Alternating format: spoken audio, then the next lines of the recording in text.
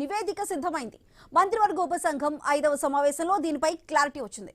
CM చంద్రబాబుకు తుది నివేదిక ఇవ్వనున్నారు. దానిపై కేబినెట్ సమావేశంలో చర్చించిన తరువాత రుషికొండ ప్యాలెస్ పై ముందుకు వెళ్లబోతున్నారు.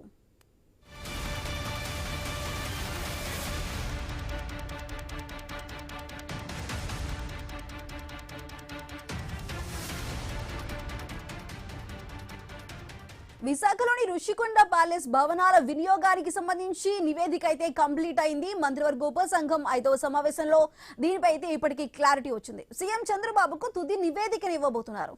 దానిపై కేబినెట్ లో సమావేశంలో చర్చించిన తరువాతే అసలు ఈ రుషికొండ ప్యాలెస్ పై ముందుకు వెళ్లబోతున్నారు, ఏ విధంగా దీన్ని ఉపయోగించబోతున్నారని.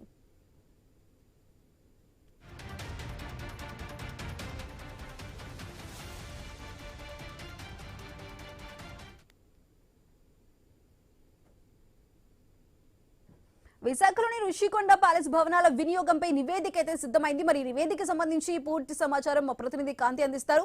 కాంతి, చెప్పండి, ఇప్పటికే మంత్రివర్గ ఉపసంఘం 5వ సమావేశంలో దీనిపై అయితే మనకి క్లారిటీ వచ్చేసింది. ఇప్పుడు నివేదికని సీఎం చంద్రబాబుకి అయితే ఇవ్వబోతున్నారు. మరి నివేదికలో ఏముంది, మరి దీనికి సంబంధించి ఎటువంటి చర్చలు జరగబోతున్నాయి? వ్యాసద విశాఖ రుషికొండ ప్యాలెస్ కి సంబంధించినటువంటి భవితవ్యం ఏదైతే ఉందో దానికి సందిగ్ధత ఇప్పటి వరకు నడుస్తోంది. గత ప్రభుత్వం నిర్మించిన అత్యంత విలాసమైనటువంటి భవనాలను ఎలా వినియోగంలోకి తీసుకురావాలి అనే అంశం పైన కేబినెట్ సబ్ కమిటీ 5వసారి నిన్న సచివాలయంలో సమావేశమైంది. సుమారు 400 కోట్ల రూపాయలకు పైగా ప్రజాధనంతో నిర్మించిన ఈ ప్యాలెస్ ప్రస్తుతం ప్రభుత్వానికి ఒక వైట్ ఎలిఫెంట్ లా మారిందని చెప్పుకోవాలి.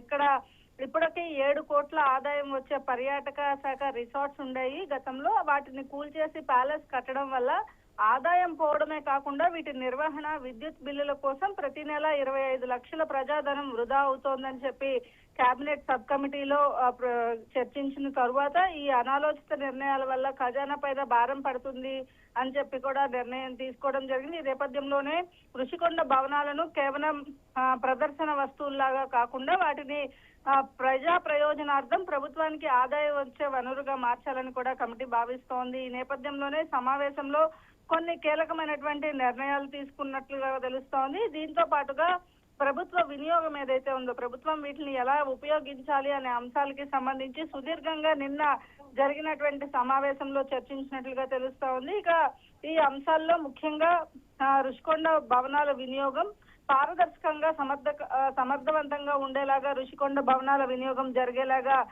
చర్యలు తీసుకుంటూ ఆధ్యాత్మిక కేంద్రాలుగా, బీచ్ విల్లాలుగా, పర్యాటక ప్రాంతంగా, అలాగే మ్యూజియం ఉండేలాగా తీర్చిదిద్దేందుకు ఈ ప్రముఖ హోటల్స్, ఆతిథ్య రంగానికి చెందిన సంస్థలు ఇప్పటికే ప్రతిపాదనలు పంపించాయి. ఈ నేపథ్యంలోనే దీనికి సంబంధించినటువంటి ప్రతిపాదనలు అయితే సిద్ధం చేసింది. అయితే దీనికి సంబంధించి సీఎం చంద్రబాబు నాయుడుతో చర్చించిన తర్వాత కమిటీ ఏదైతే 5 సార్లు చేసినటువంటి నివేదిక ఉందో నివేదిక సీఎం ముందుకు పెడతారు. సీఎం ఎటువంటి నిర్ణయం తీసుకుంటారు అనేది అయితే వేచి చూడాలి. మొత్తంగా అయితే త్వరలోనే రుషికొండ భవనాల వినియోగం పైన ఒక స్పష్టత రాబోతోంది. సుధా.